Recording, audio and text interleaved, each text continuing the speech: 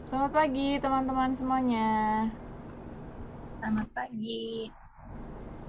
Halo, halo, halo. Kita sambil tunggu teman-teman yang lain ya.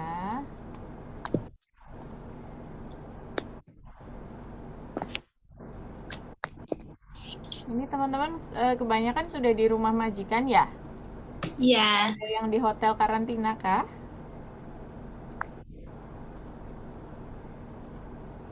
Masih ada yang di hotel?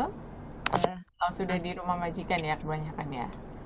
Udah berapa lama berarti masuk ke tempat majikan? saya baru seminggu. 1 minggu. Oke, berarti sekitar 3 hari. dua minggu di Hong Kong ya.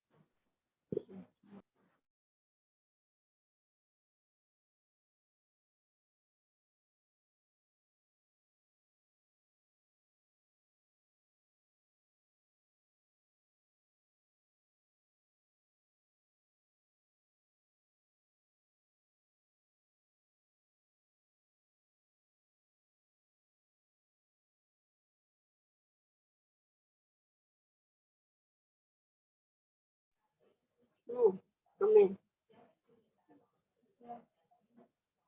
What's that?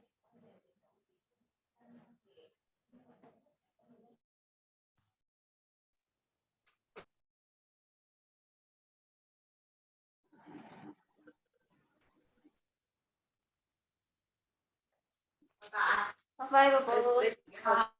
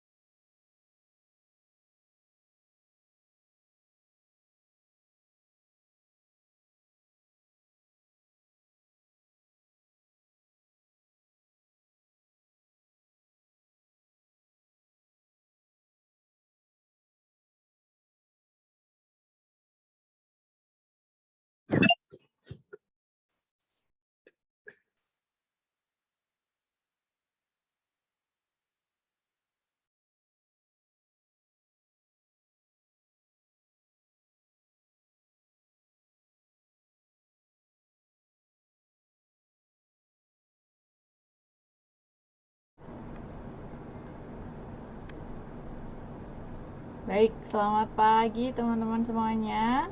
Kita mulai welcoming program pada hari ini. Assalamualaikum warahmatullahi wabarakatuh. Salam sejahtera untuk kita semua. Selamat datang teman-teman semuanya di acara welcoming program KJRI Hong Kong. Seperti namanya, yang pertama kita ingin menyambut teman-teman semua ke Hong Kong. Mungkin ada beberapa yang sebelumnya sudah pernah bekerja di Hong Kong ya. Ini jadi kesempatan berikutnya, tapi juga banyak yang baru pertama kali bekerja di Hong Kong. Kami ucapkan selamat datang. Yang kedua adalah kita akan memberikan informasi-informasi pada hari ini yang bisa teman-teman jadikan pegangan atau bekal agar nanti ketika bekerja di Hong Kong bisa lebih nyaman, lebih lancar, dan apabila teman-teman punya informasi-informasi ini dalam menjalani pekerjaannya juga punya pegangan ya, punya landasan yang baik gitu untuk bekerja.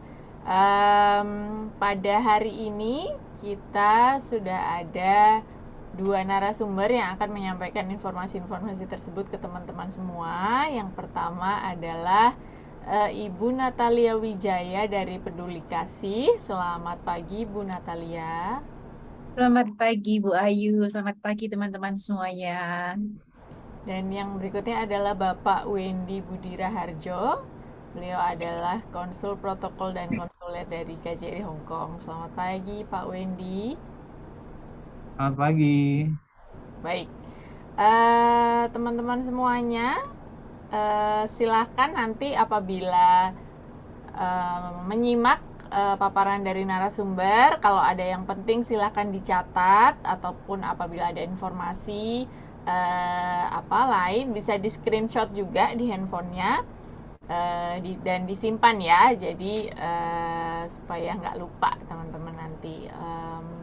Kemudian kita sudah ada sekitar 50-an peserta. Kita mungkin sudah bisa mulai.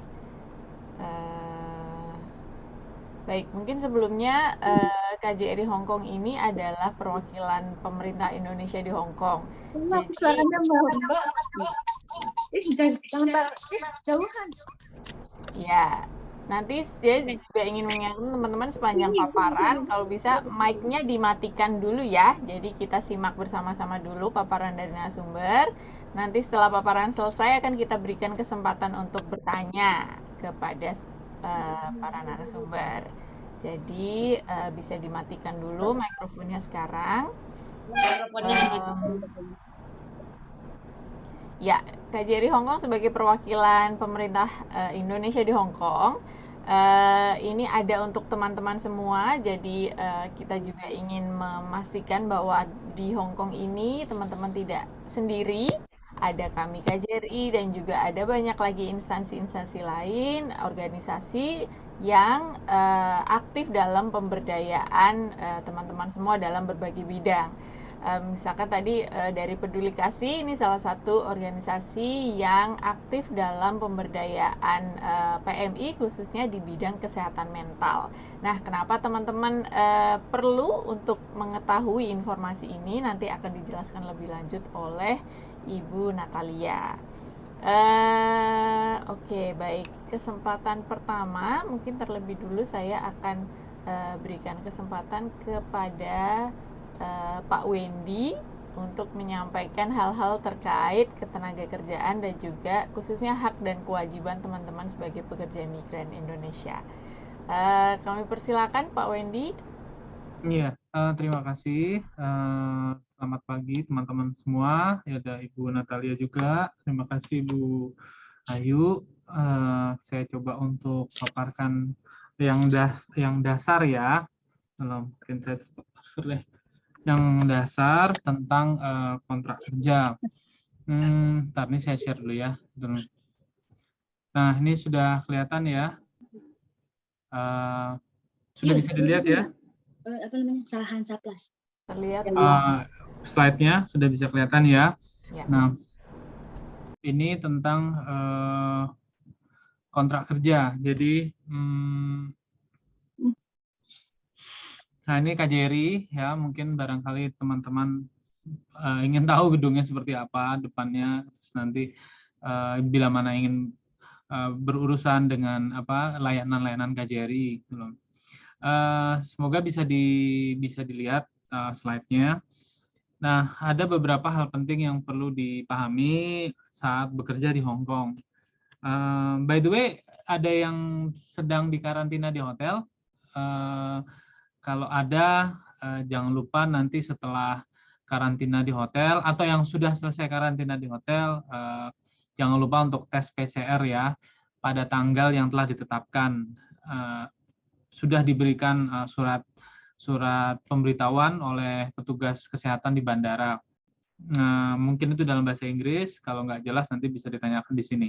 Nah, ini sekedar mengingatkan, mumpung saya ingat, karena banyak yang lupa untuk tes PCR setelah keluar dari karantina hotel. Nah, itu akhirnya kena denda 10.000 Hong Kong dolar. Pertama itu agen ya, jadi berharap teman-teman semua ingat tentang agennya, siapa agen teman-teman semua yang ada di Hong Kong ini. Jadi selalu ingat bukan hanya nama orangnya yang berurusan dengan agen, tapi juga nama kantornya, siapa dari nama kantor agen itu. Lalu nomornya, alamatnya harus diingat. Siapa? Karena apa? Karena nanti kalau misalnya butuh sesuatu, tidak ada yang perlu disampaikan majikan nggak jelas atau mengalami suatu masalah, itu dihubungi langsung agennya. Lalu kemudian berikutnya adalah dokumen, ya ini adalah dokumen kalian. Ada paspor, ada Hong Kong Identity Card. Mungkin yang baru datang dan lagi proses bikin Hong Kong Identity Card atau KTP Hong Kong, mungkin belum ya, tapi nanti akan dapat. Ini kalau yang kalian punya, ini tidak ada kata permanennya ya, jadi hanya Hong Kong Identity Card aja. Tidak ada kata permanen seperti yang digambar ini. Ini untuk yang permanen, yang permanen resident. Paspor, Hong Kong Identity Card, dan ada employment contract. Selalu ingat employment contract itu nomor kontrak yang ada di sini ya, itu harus diingat juga. Nomor kontrak, karena kalau misalnya ada apa-apa terus melapor ke KJRI atau melapor ke agen, biasa ditanya itu nomornya, terutama KJRI, karena kan banyak ya, kita juga nggak bisa hafal misalnya namanya tertentu, dan itu nama itu kan banyak ya, jadi harus sama gitu, maksudnya bukan banyak, sama ya, jadi harus kita butuh nomornya, nomor Hong Kong ID, nomor kontrak, atau dan nomor paspor, karena setiap orang walaupun namanya sama, nomornya berbeda. Nah, jadi harus diingat dan disimpan sendiri semua dokumen ini ya, tidak diberikan kepada orang lain yang bukan pemilik dari ini, artinya selain dari teman-teman. Lalu selanjutnya hindari untuk ya tadi ya, meminjamkan, lalu kemudian menggadaikan paspor, itu terutama ya, agar dihindari, karena menggadaikan paspor sebetulnya tidak boleh. Umumnya itu kepada lintah darat sehingga tidak resmi.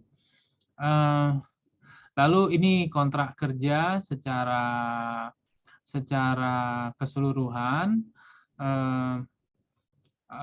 halaman depannya ya, ini ada nomornya di ujung kanan atas ya, ini barcode-nya, ini barcode KJRI. Nah, seperti ini kontrak kerja biasanya disimpan di paspor, di belakang paspor, di staples. Di sini ada gaji ya, dan kemudian ada allowance makan kalau misalnya tidak diberikan makan oleh majikan, jadi majikan hanya memberikan uang. Sini ada nama majikan, ada nama teman-teman, alamatnya, dan alamat majikan juga di sini. Ada di nomor 1. Nah, ini harus diketahui, nomor 3, maaf. Ini harus diketahui di mana kalian itu bekerja. Di luar dari alamat ini, itu tidak boleh menurut Hong Kong. Jadi harus bekerja sesuai dengan alamat yang ada dalam kontrak. Walaupun pada prakteknya ada yang bekerja di luar kontrak karena menjaga nenek misalnya. Nah, menjaga nenek sih harusnya mencantumkan alamat nenek itu berada, bukan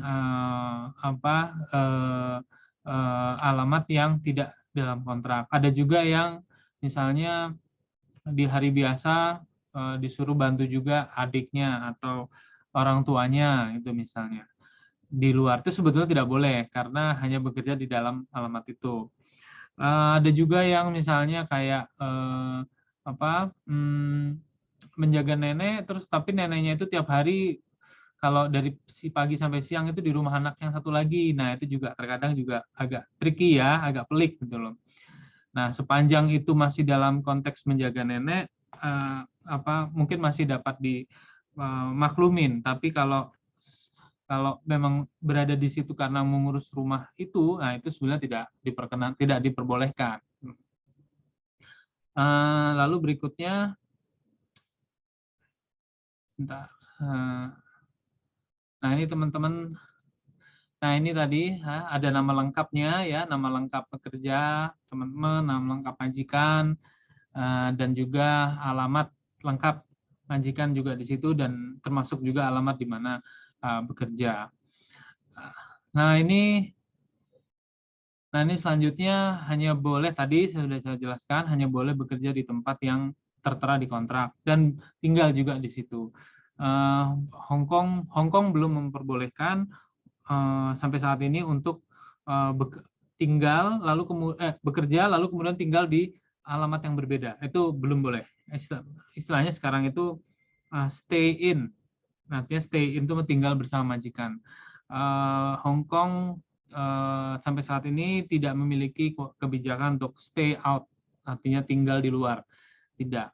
Nah, lalu berikutnya pahami juga tanggal mulai kontrak kerja. Biasanya ada tanggal ditulis, tapi ada juga yang tidak ditulis. Jadi harus dipastikan, tanyakan ke agen kapan mulai Anda bekerja. Nah, pada prakteknya mulai kontrak itu adalah mulai bekerja atau mulai masuk majikan tuh ketika kalian dijemput sudah selesai karantina ya misalnya, lalu kemudian kan diantar ke kantor agen. Nah, dari kantor agen itu kemudian nunggu berapa menit, berapa jam, baru kemudian dijemput majikan di hari yang sama. Nah, itulah hari mulai bekerja kalau secara praktek ya. Dan dari situ mulailah untuk penghitungan gajinya. Nah, ini dilarang melakukan pekerjaan yang tidak tertera di dalam kontrak. Ya, jadi di kontrak itu sudah dijelaskan di kolom di nomor 4 ini ya, dilarang untuk bekerja selain daripada orang yang ada dalam kontrak dan dalam bekerja di alamat selain yang ada kontrak. Jadi semua sudah tertulis di dalam kontrak itu, larangan-larangan yang saya sebutkan tadi. Nah, di dalam kontrak ini di halaman terakhir itu kan ada tuh jenis-jenis pekerjaan, misalnya housekeeping, lalu kemudian menjaga washing gitu loh, cooking. Nah, itu disebutkan. Lalu kemudian ada others, di situ juga others, kalau kalian teman lihat, maksudnya itu lain-lain. Contohnya misalnya mencuci mobil, washing cars. Nah, berapa mobil tuh? Itu juga harus dilihat. Jangan sampai ditulis dalam kontrak mencuci mobil 1 misalnya, tapi kenyataannya kok 3. Nah, ini juga harus nah, otomatis kan ada ketidaksesuaian. Nah, ini laporkan ke agen, kenapa kok seperti ini gitu loh. Karena sesuai kontrak hanya 1 mobil. Nah, ini harus dipertegas juga kembali ke majikan. Majikan juga harus mematuhi isi kontraknya. Kalau misalnya kontraknya ini diadakan perubahan ya, 1 menjadi 3 mobil tadi umpamanya, ya harus disepakatin. Kalau teman-teman nggak sepakat ya sampaikan ke majikan. Teman-teman juga harus tegas. Dan kalau misalnya disepakati dirubah menjadi 3 mobil tadi misalnya, ya harus konsisten juga. Tidak boleh kemudian ya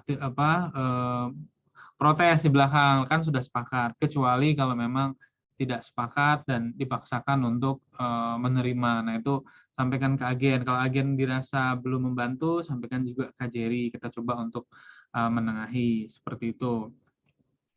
Nah, ada juga kayak lain-lain itu selain cuci mobil itu juga menjaga binatang peliharaan.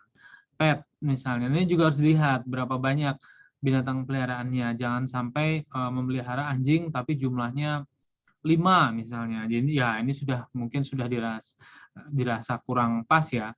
Memang tidak ada patokan resminya berapa jumlahnya, tapi dinilai secara kewajaran saja gitu loh. Karena jangan sampai kemudian menjaga binatang peliharaan yang terlalu banyak akhirnya mengancam kesehatan sendiri gitu loh. Karena kan tempat apartemen majikan di Hong Kong itu kan kecil-kecil ya, sempit ya. Jadi kalau memelihara binatang peliharaan pun juga, kalau banyak pun juga sudah bisa diduga ya mau ditaruh di mana gitu loh, sempit, dan itu udara menjadi tidak baik gitu loh sirkulasinya karena terlalu banyak binatang peliharaan. Nah, ini kalian harus cermati di dalam kontrak.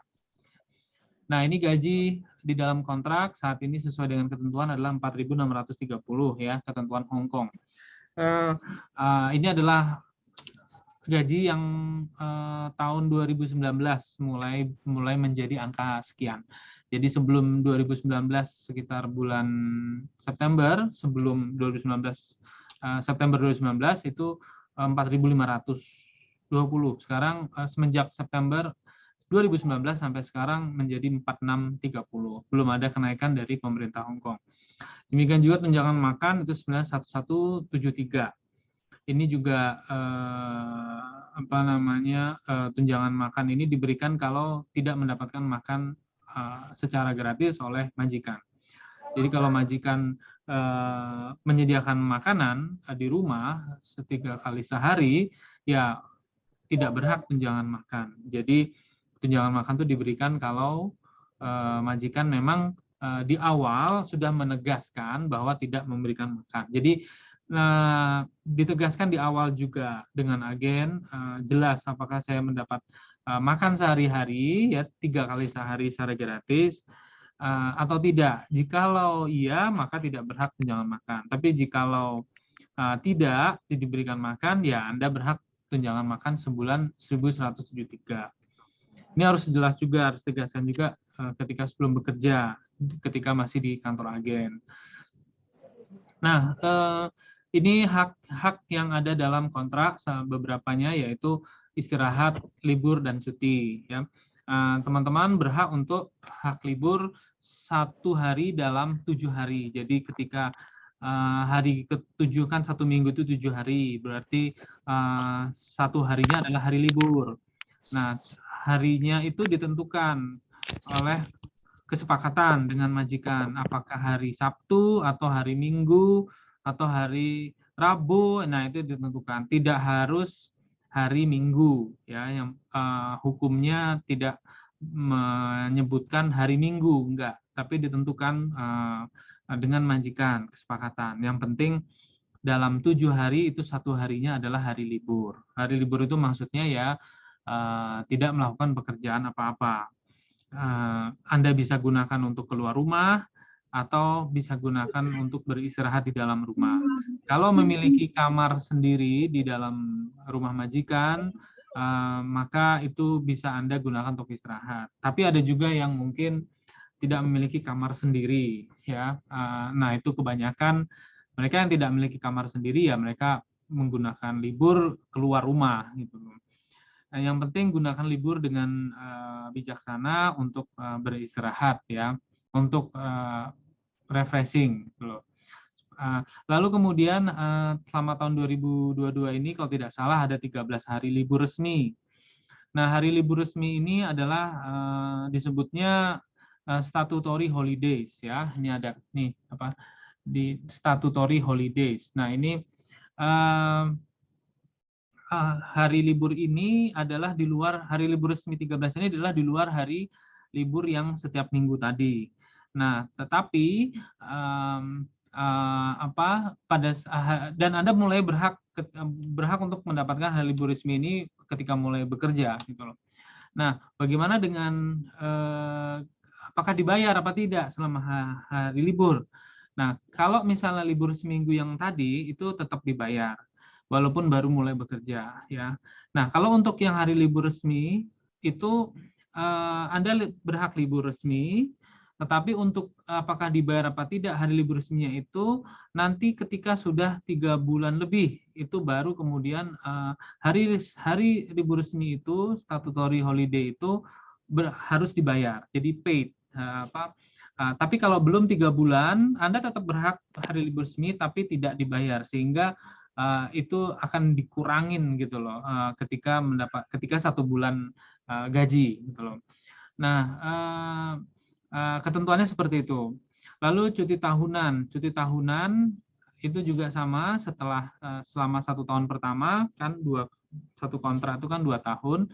1 tahun kontrak pertama itu 7 hari cuti tahunannya dan itu dibayar. Kalau misal tidak diambil, maksudnya itu diganti uang. Diambil pun itu juga paid ya. Jadi paid annual leave ini maksudnya. Artinya Anda ketika ngambil cuti pun juga itu dihitung sebagai dihitung per harinya itu gajinya itu tetap dapat. Lalu tahun kedua dalam kontrak pertama itu 7 hari lagi.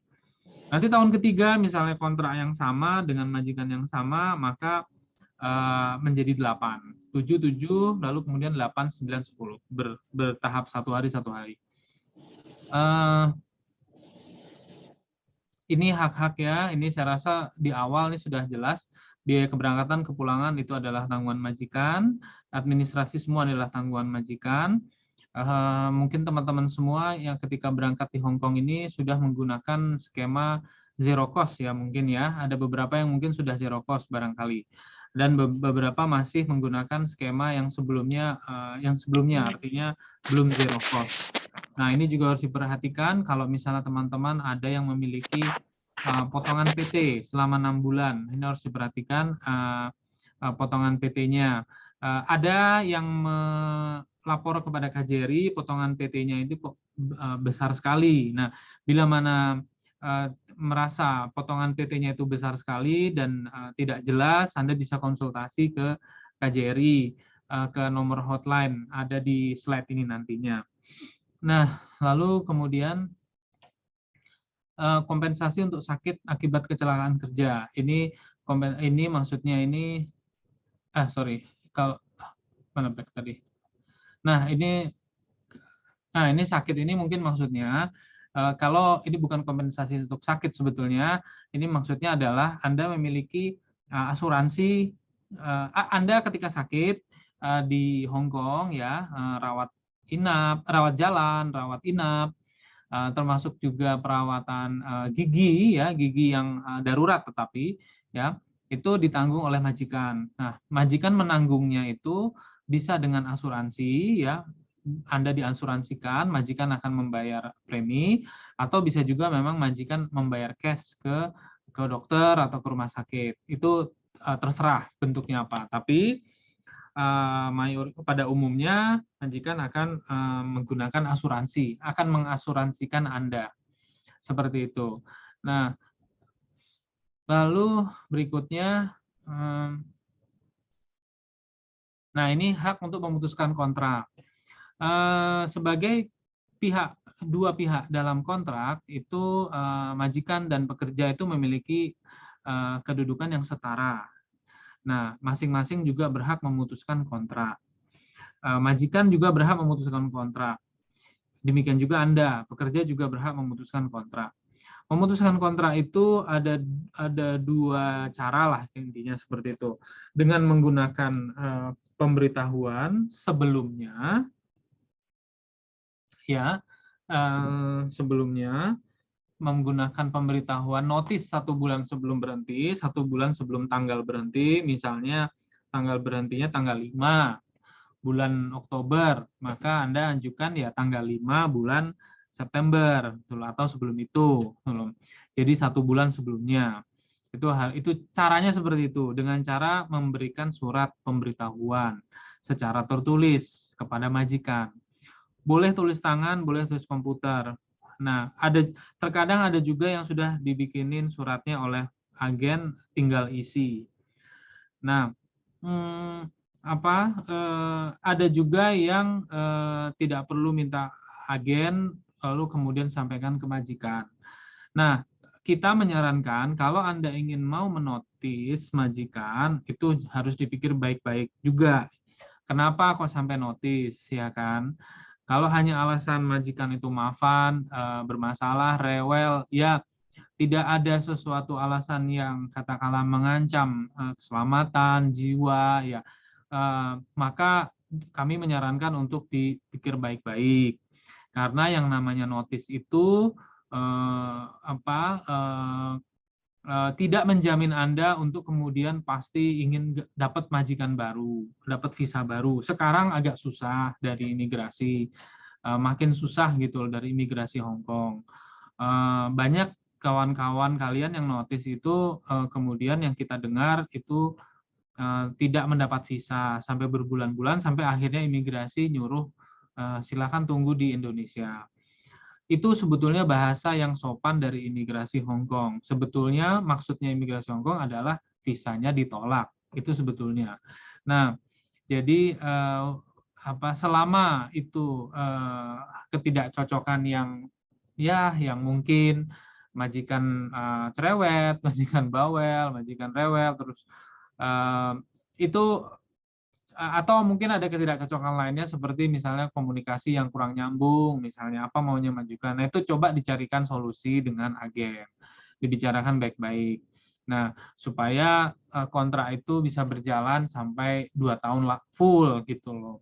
Setelah itu Anda ingin melanjutkan kontrak apa enggak, mau renew atau enggak, ya baru kemudian terserah Anda mau lanjut apa enggak. Nah, yang penting Anda kondisinya sudah bagus gitu loh. Nah, tapi kalau ada juga yang memang notis setelah potongan PT-nya selesai, sudah 6 bulan atau 7 bulan dan ingin pulang karena orang tua atau keluarga sakit. Nah, itu lain soal kalau memang Anda ingin mengalami kondisi seperti itu dan harus pulang, ya itu tidak mengajukan visa kerja baru lagi, ya itu lain hal ya, gitu loh. Itu silahkan kalau memang harus seperti itu, gitu loh. Nah, kalau misalnya tanpa notis Anda keluar mendadak, itu bisa saja, tapi akan dikenakan pembayaran 1 bulan gaji, ya 1 bulan gaji. Itu pun juga sama, majikan pun juga ketika notis maka 1 bulan sebelumnya. Nah, misalnya majikan sudah tidak butuh Anda lagi karena bulan depan akan keluar negeri, atau misalnya dia ternyata memiliki istilahnya itu pekerja rumah tangga yang lain, misalnya yang dulunya ingin balik lagi, lalu kemudian bulan depan Anda sudah tidak perlu lagi. Nah, itu dia akan notis. Itu bisa juga majikan menotis. Kalau majikan menotisnya tanpa notis terus memberhentikan Anda mendadak, ya itu juga sama, majikan juga harus membayar 1 bulan gaji kepada Anda. Seperti itu. Nah, ada juga yang sudah notis 1 bulan sebelumnya, tapi kurang dari seminggu, maksudnya seminggu lagi itu udah pas sebulan. Kurang dari seminggu ternyata tiba-tiba keluar, Anda harus keluar. Nah, maka Anda bagaimana gitu loh. Nah, prakteknya itu dari labor Anda tetap harus membayar seminggunya ini yang tersisa ini. Jadi di berapa gaji hariannya kali 7 hari kan, seminggu 7 hari. Nah, tetap harus bayar karena harusnya kan 1 bulan sebelumnya, gitu loh. 1 bulan lagi gitu loh baru kemudian keluar. Tapi nggak nyampe 1 bulan Anda sudah keluar, 7 hari masih kurang seminggu lah. Nah, ini seminggu ini tetap kena, gitu loh, harus membayar kepada majikan. Nah, apakah harus notis kalau misalnya majikan itu melakukan kekerasan, melakukan Anda terancam bahaya penyakit misal di rumah itu, atau ada perlakuan buruk lainnya. Buruk itu maksudnya ya mengancam jiwa ya sebetulnya. Nah, itu tidak harus notis kalau memang seperti itu. Maka itu kalau misalnya ada kekerasan, maka itu urusannya udah hukum, udah pidana ya. Jadi harus melapor ke polisi dan Anda bisa langsung kembali ke boarding agent untuk tinggal, tidak melanjutkan bekerja. Itu tidak perlu notis kalau seperti itu. Demikian juga majikan pun juga untuk beberapa kondisi tanpa notis pun memberhentikan Anda pun juga bisa. Misalnya pekerja itu dianggap melalaikan kewajiban berkali-kali atau melakukan perbuatan tidak jujur, misalnya Anda tertangkap melakukan pelanggaran hukum, misalnya tertangkap polisi misalnya. Nah, itu majikan punya hak untuk kemudian tidak mau lagi memperkerjakan Anda dan Anda dinotis dan Anda diminta berhenti tanpa notis, itu bisa juga seperti itu. Jadi ada kondisi-kondisi tertentu yang tidak perlu notis. Lalu berikutnya, ketika Anda diputus kontrak, ini saran dari kami, pastikan ketika Anda finish atau break kontrak ya, notis tadi, itu untuk tidak membawa barang yang bukan milik Anda di koper, di tas. Jadi pastikan baik-baik.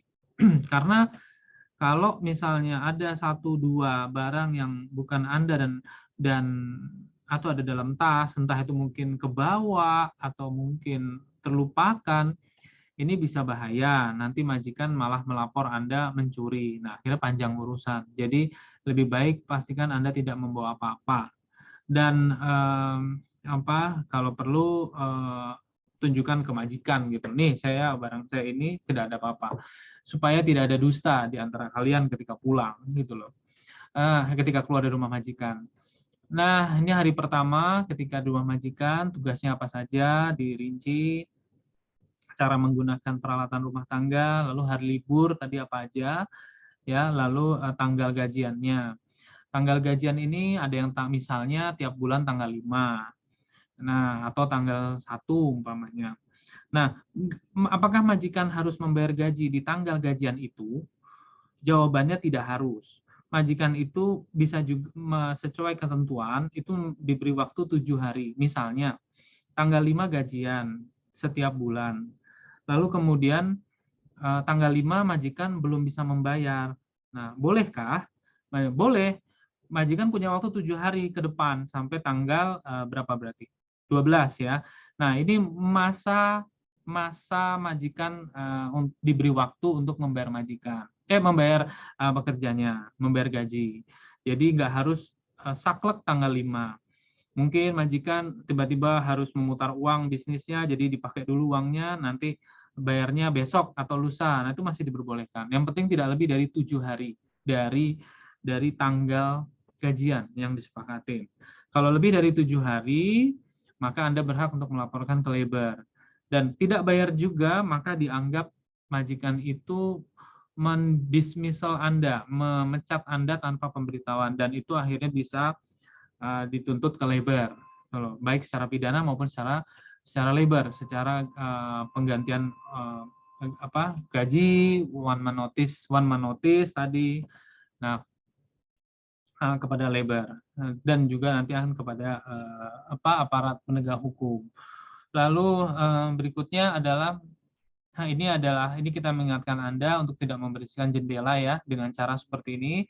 Hanya membersihkan jendela dari dalam, tangannya hanya sebatas panjang tangan, tapi tidak sampai separuh badan keluar dari jendela.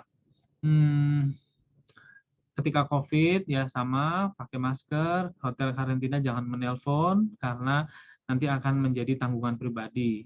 Ketika berkumpul sekarang ini itu adalah maksimal 4 orang ya, jangan lebih dari itu karena ketat sekarang. Sama yang mungkin di antara kalian ada yang sudah keluar dari karantina hotel mungkin, jangan lupa untuk PCR test pada tanggal yang telah ditetapkan.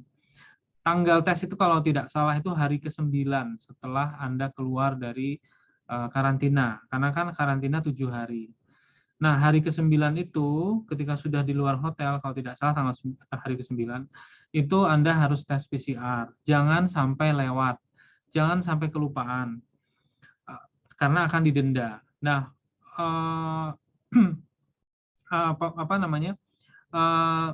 kalau Anda beralasan bahwa tidak diberitahu oleh kepada saya, tidak diberitahu oleh majikan, tidak diberitahu oleh agen. Nah, pada prinsipnya itu Anda sudah mendapatkan kertas pemberitahuan. Memang dalam bahasa Inggris, kalau tidak paham bisa ditanyakan ke agen sebenarnya.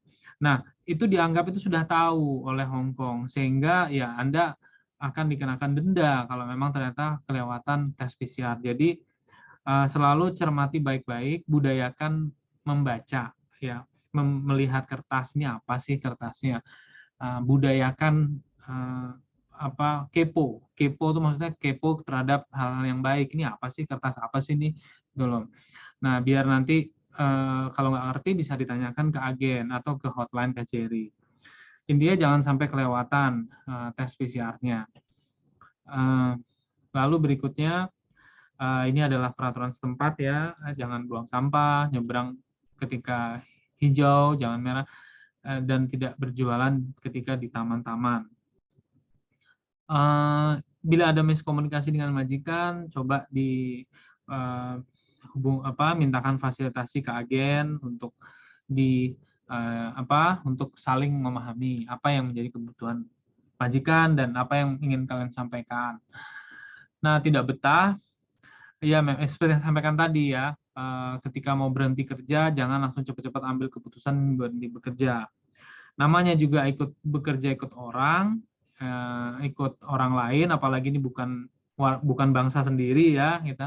Nah, pasti akan ada yang namanya miskomunikasi dan ya namanya ikut orang pasti akan ada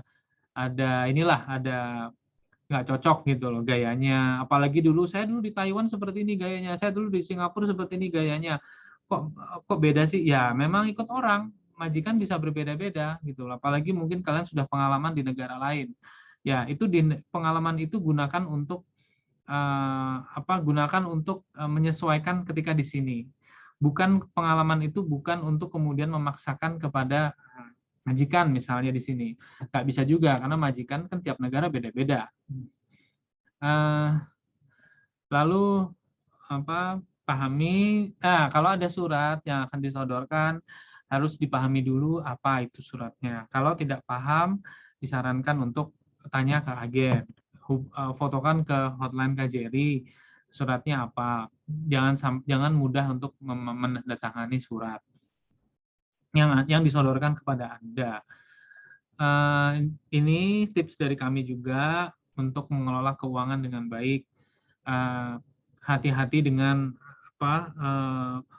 penipuan di Facebook terutama, atau di SMS atau di WhatsApp, menang hadiah segala macam.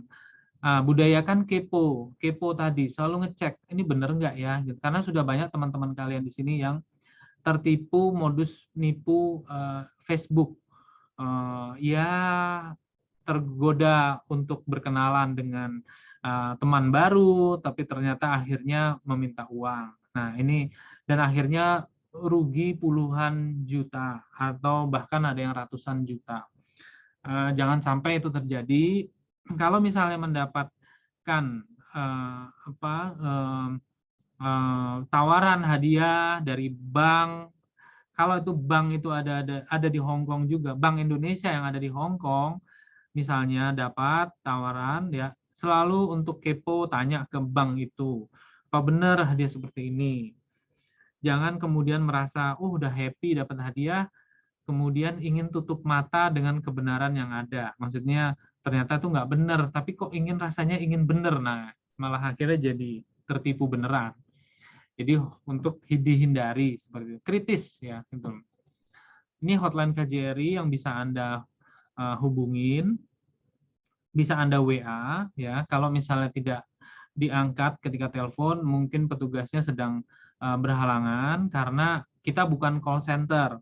Sehingga tidak 24 jam, maksudnya tidak setiap saat pasti akan beda ya, call center Telkomsel misalnya atau provider lainnya tuh misalnya kan pasti menjawab. Nah, karena memang tugasnya di depan komputer. Nah, kita petugas kita juga harus menangani kasus yang lain, ya pekerjaan yang lain, sehingga kalau tidak diangkat maka Anda WA itu pasti akan dijawab kalau WA, karena ketika di sela-sela pekerjaan petugas itu bisa mem-WA. Tapi kalau untuk angkat telepon mungkin menjawab mungkin tidak bisa, karena kan membutuhkan waktu lebih panjang. Baru kemudian Anda ingin menelpon bisa kemudian ya. Jadi nggak apa-apa, di WA bisa, di telepon juga kalau misalnya tidak diangkat WA, silakan WA. kita akan jawab itu sepanjang kita bisa jawab. Kalau misalnya ternyata masalahnya agak complicated yang Anda laporkan ke hotline, maka kita biasanya SOP kita akan meminta Anda datang ke pengaduan di KJRI untuk bercerita lebih lengkap, ya. Saya rasa demikian ya, mungkin tidak mungkin nggak terlalu banyak waktu. Terima kasih. Assalamualaikum warahmatullahi wabarakatuh. Waalaikumsalam warahmatullahi wabarakatuh. Terima kasih banyak Pak Wendy atas penjelasannya. Teman-teman, apabila ada pertanyaan, nanti mohon disimpan dulu. Kita akan bahas di sesi tanya jawab nanti ya, di akhir sesi pemaparan semuanya. Nah, berikutnya saya akan undang narasumber berikutnya, yakni Ibu Natalia Wijaya dari Peduli Kasih. Dari Peduli Kasih juga sudah ada Ibu Anastasia juga yang bergabung dengan kita pada hari ini. Baik, Pak Wendy, mohon maaf mungkin bisa di stop share screen dulu.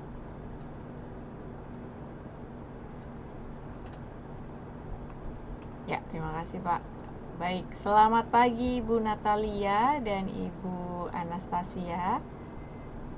Halo, selamat pagi KJRI Hong Kong, selamat pagi Bu Ayu, selamat pagi Pak Wendy, selamat pagi teman-teman semuanya. Baik. Salam sehat dan salam kenal ya. Senang sekali bisa ketemu dengan kalian semua pagi ini di sini. Baik, saya Natalia Wijaya dari Peduli Kasih Hong Kong. Pagi hari ini saya juga ditemanin oleh Ibu Anastasia. Bu Anastasia adalah Program Manager di Peduli Kasih Hong Kong. Apa sih Peduli Kasih Hong Kong itu? Baik, saya akan share screen ya. Saya akan share screen. Oke, untuk mudahnya, jadi simple aja, Peduli Kasih Hong Kong itu satu organisasi yang memberikan pendampingan ke rumah sakit. Itu yang pertama. Ya, jadi nanti kalau kalian di Hong Kong, kalian merasa, aduh badan saya nggak enak nih ya, saya perlu ke dokter. Tapi saya ini bingung, bagaimana ketemu dengan dokter, bagaimana saya bahasa juga tidak terlalu nyambung, tidak mengerti, apalagi kalau kalian baru datang di Hong Kong, biasanya menemui kesulitan nih dalam berkomunikasi dengan tim medis, baik itu dokter atau perawat di rumah sakit atau di klinik. Nah, maka kalian bisa hubungi nomor hotline kami yang ada di sini, bisa di screenshot ya. Dan kami akan bisa memberikan pendampingan untuk kalian ke rumah sakit, bertemu dengan dokter, ya, juga selama proses kemoterapi atau radioterapi atau proses-proses yang lainnya, kami juga bisa hadir sebagai sahabat dan saudara kalian yang ada di Hong Kong. Nah, yang kedua, Peduli Kasih Hong Kong secara rutin juga memberikan pendidikan terkait kesehatan fisik dan kesehatan mental. Nah, tentunya kesehatan itu sangat penting ya teman-teman. Kalau kita mau bekerja di Hong Kong, tentu kita sangat-sangat perlu menjaga kesehatan kita. Maka di sini Peduli Kasih hadir untuk secara rutin memberikan workshop atau pelatihan atau training yang terkait bagaimana sih meningkatkan kesehatan kita baik secara fisik maupun mental. Oke, yang ketiga berikutnya, kami secara rutin juga memberikan konsultasi dan konseling kesehatan mental. Jadi untuk teman-teman yang merasa, aduh saya ini kok gugup, saya ini takut, mengalami kesedihan yang berlarut-larut, ya, atau juga kegundahan hati, ingin curhat, ingin share, kami terbuka bagi kalian semua untuk menghubungi hotline kami di nomor ini 59255966 dan nanti penerima hotline akan menghubungkan kalian yang membutuhkan ke konselor yang ada di Peduli Kasih. Dan setelah melalui interview dan screening dari konselor di Peduli Kasih, jika memang menurut kami kalian perlu di-refer ke profesional seperti psikolog, dalam hal ini psikolog klinis atau psikolog yang lainnya, dan juga bahkan perlu di-refer ke psikiater, maka kami bisa menghubungkan kalian dengan psikolog ataupun juga psikiater. Baik, teman-teman sudah di screenshot ini. Mudah-mudahan di screenshot ya, nanti akan muncul lagi di belakang. Oke, seperti tadi kami jelaskan di depan bahwa sebenarnya organisasi kami ini berfokus kepada kesehatan holistik, terutama kepada orang-orang Indonesia yang ada di Hong Kong. Dalam hal ini karena populasi terbesar orang-orang Indonesia yang ada di Hong Kong adalah pekerja migran, maka target pendampingan kami yang utama saat ini adalah untuk pekerja migran Indonesia yang ada di Hong Kong. Maka pada hari ini kami akan berbicara bagaimana sih kita bisa menjadi seorang pekerja migran Indonesia yang sehat. Teman-teman, banyak sekali ya tantangan yang kita hadapi bersama-sama di Hong Kong. Berdasarkan hasil penelitian oleh banyak peneliti di Hong Kong, ternyata ada beberapa faktor yang sangat menantang dan bahkan sangat mempengaruhi kesehatan fisik dan kesehatan mental, kejiwaan para pekerja migran Indonesia yang ada di Hong Kong. Teman-teman, faktor yang utama ternyata adalah tantangan setelah meninggalkan keluarga di Indonesia. Ini termasuk adalah kalian semua, kita tertantang, dihadapkan pada tantangan bagaimana kita tetap menjalin relasi yang baik ya dengan keluarga yang kita tinggalkan di Indonesia, terutama bagi kalian yang sudah menikah dan memiliki anak, tantangan yang terbesar adalah bagaimana melakukan pendampingan kepada anak-anak kalian di Indonesia. Bahkan tidak hanya anak-anak usia anak-anak atau remaja yang kalian tinggalkan, tantangan yang paling berat adalah meninggalkan bayi yang baru saja beberapa bulan, yang baru saja putus ASI. Dan kalian karena faktor keuangan maka harus meninggalkan mereka dan bekerja di Hong Kong. Nah, ini adalah tantangan terbesar berdasarkan hasil penelitian yang dihadapi oleh pekerja migran Indonesia yang ada di Hong Kong dan di beberapa negara penempatan dimanapun.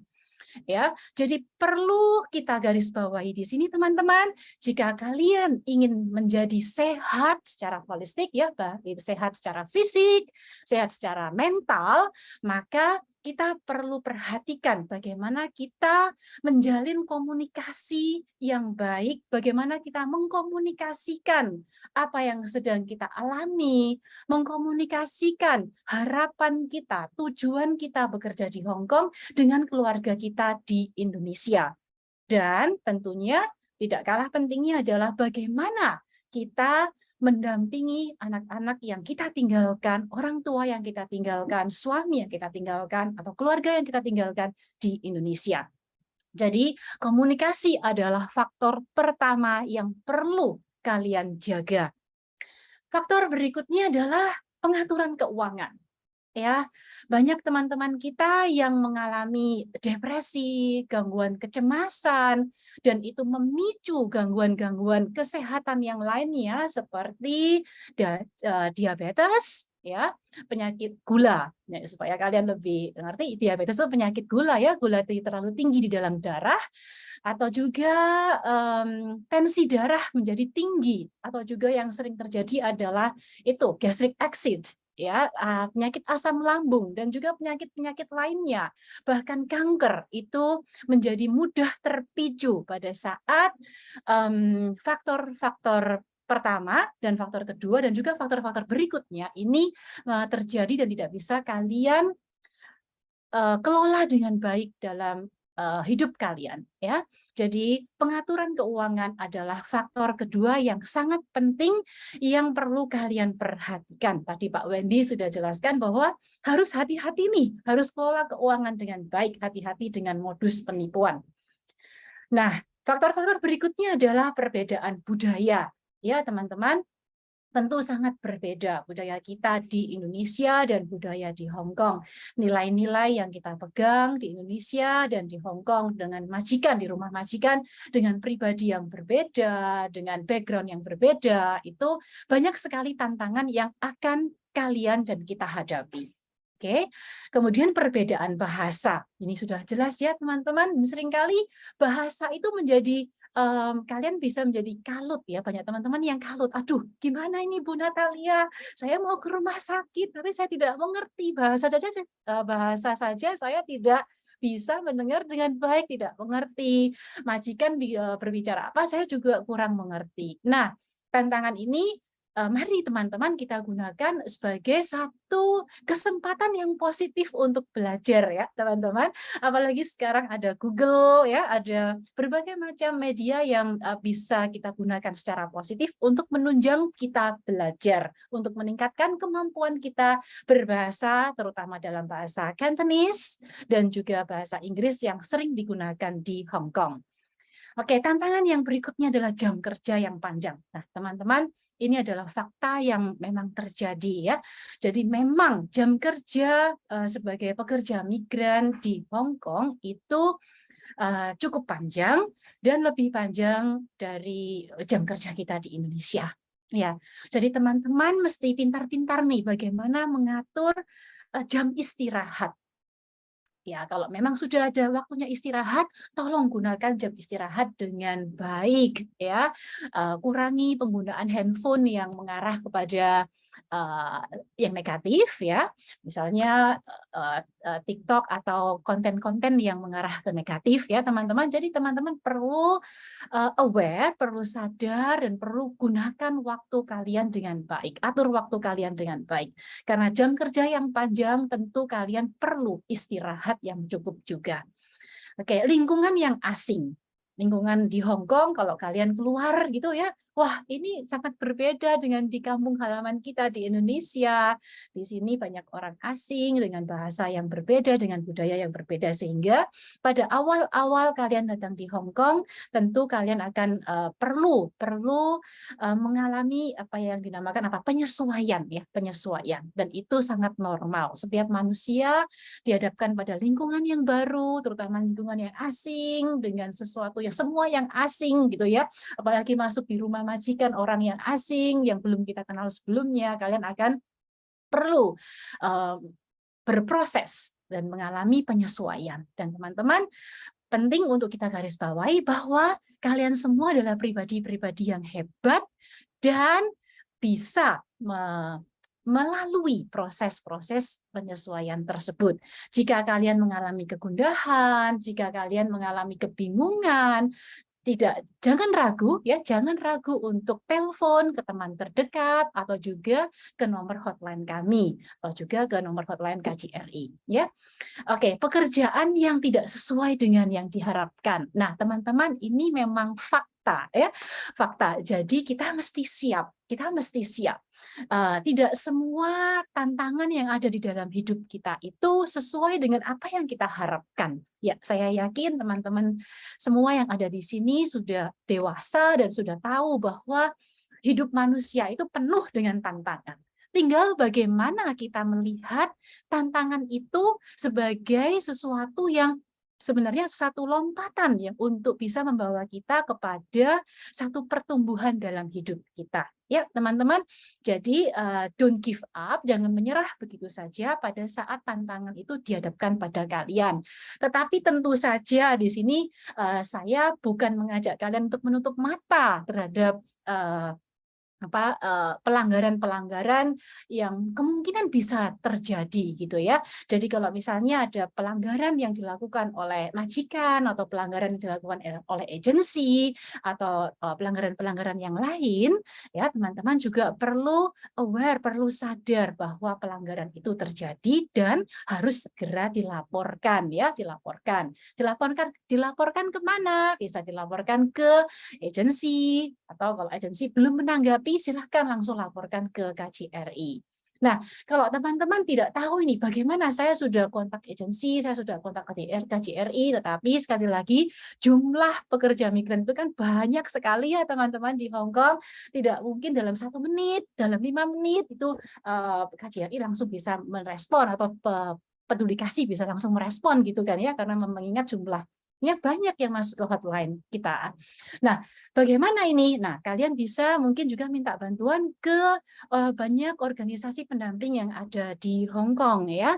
Ada organisasi-organisasi buruh migran yang ada di Hong Kong. Jadi kalau kalian libur 1 kali dalam 1 minggu, silahkan kalian bisa browsing di Facebook, atau silakan langsung datang di Victoria Park atau di Mayfu Park atau di taman-taman yang ada di Hong Kong itu, kalian lihat, oh ternyata banyak nih organisasi-organisasi pekerja migran yang peduli atau membantu teman-teman PMI yang yang dihadapkan pada masalah-masalah legal, masalah hukum, masalah ketenagakerjaan ya, dan mereka bisa membantu untuk menghubungkan kalian ke Peduli Kasih, menghubungkan kalian ke organisasi yang lainnya, atau menghubungkan kalian ke KJRI. Begitu ya teman-teman.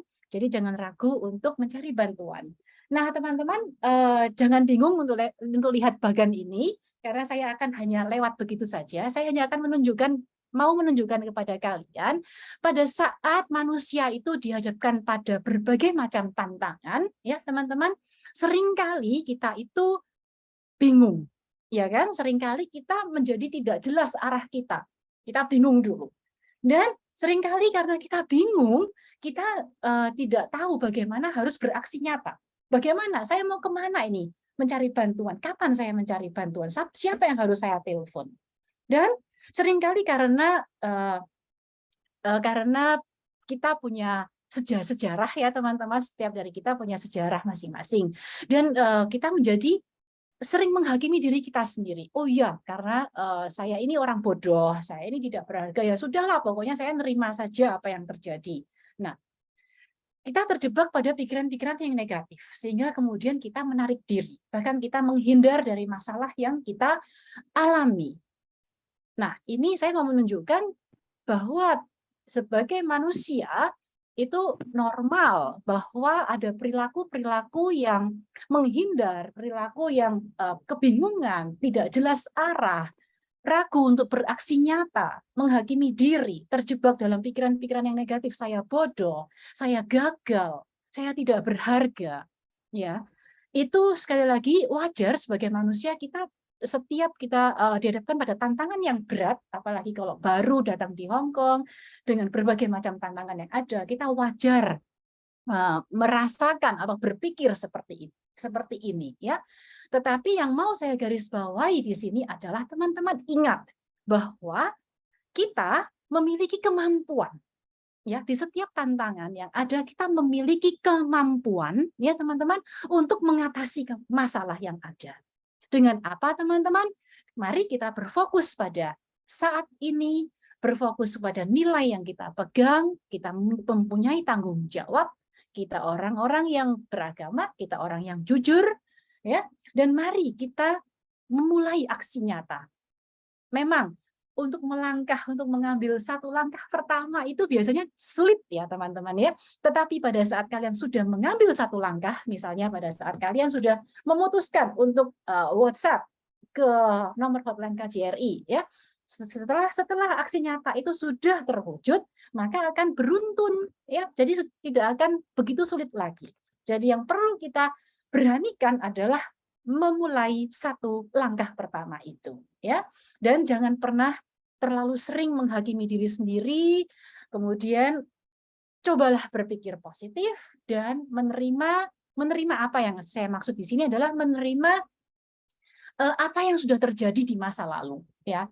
Apa yang sudah terjadi di masa lalu kita itu bukan lagi 100% bisa kita kontrol ya teman-teman, melainkan yang bisa kita kontrol adalah apa yang bisa kita lakukan hari ini. Jadi kalau misalnya hari ini kalian sudah membuat keputusan untuk menghubungi hotline Peduli Kasih, untuk menghubungi hotline KJRI ya, maka kita harus fokus di sini. Fokus kepada apa yang sedang kita jalankan, dan nanti pelan-pelan akan terlihat solusinya teman-teman ya. Oke, untuk bisa berfokus kepada hari ini dan saat ini teman-teman, ini bisa di screenshot ya, karena menurut saya ini akan sangat membantu teman-teman ya. Untuk bisa berfokus ada 4 langkah nih teman-teman, 4 langkah yang bisa kalian lakukan, bisa kita lakukan bersama-sama. Ya, yang pertama, kita mesti sadar apa sih yang sedang terjadi. Ya, untuk bisa sadar apa yang sedang terjadi, maka tentu kalian perlu membaca dan perlu memahami apa yang ada di kontrak kerja kalian. Apa yang menjadi hak kalian? Apa yang menjadi kewajiban kalian? Apa yang terjadi dalam komunikasi kalian dengan keluarga kalian di Indonesia? Apa yang terjadi dengan tubuh kalian? Apakah kalian sakit? Apa yang kalian rasakan? Apa yang kalian pikirkan? Emosi kalian?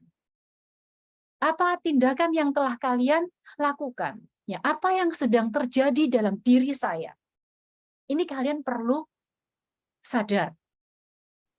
Ya, setelah kalian sadar, menyadari, ini sangat membantu kalau bisa kalian tuliskan.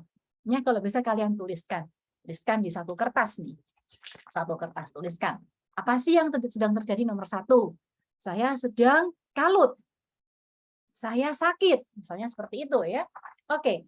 Setelah menyadari apa yang sedang terjadi, langkah yang kedua, ya, kita diajak untuk melihat langkah apa sih yang sudah saya lakukan untuk melangkah keluar dari masalah saya. Sekali lagi, langkah apa yang sudah saya lakukan untuk melangkah keluar dari masalah saya. Ya, di sini kita bisa menuliskan, oh, langkah yang sudah saya lakukan, saya sudah menghubungi hotline peduli kasih, misalnya ya, karena saya membutuhkan seorang konselor.